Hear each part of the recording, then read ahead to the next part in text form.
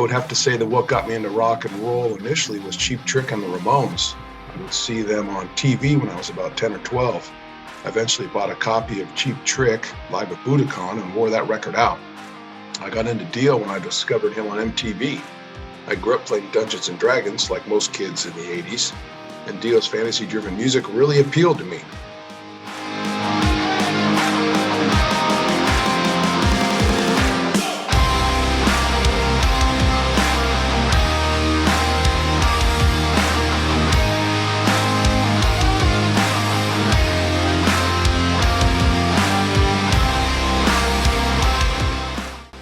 What made me become a lifelong Dio fan was all the great music.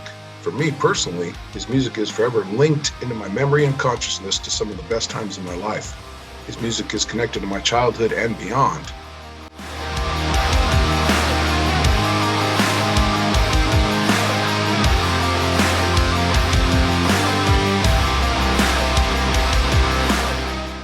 I would consider the 80s to be Dio's peak. However, I like all the different eras, even when he was experimenting a bit in the 90s.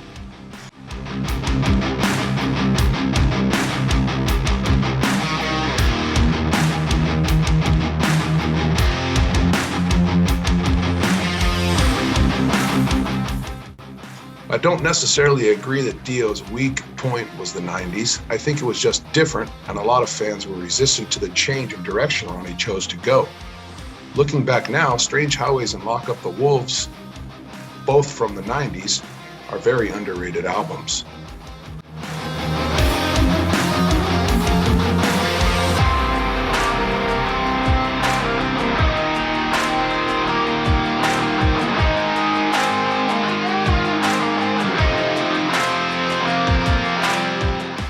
I really like the work Dio did with Heaven and Hell. The Devil You Know has some great songs like Bible Black and Adam and Evil.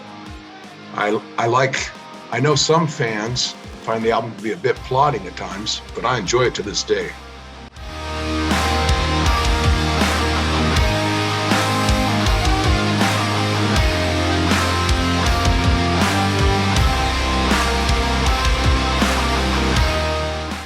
If I were to pick one album for someone who had never heard Dio before, it would be Last in Line.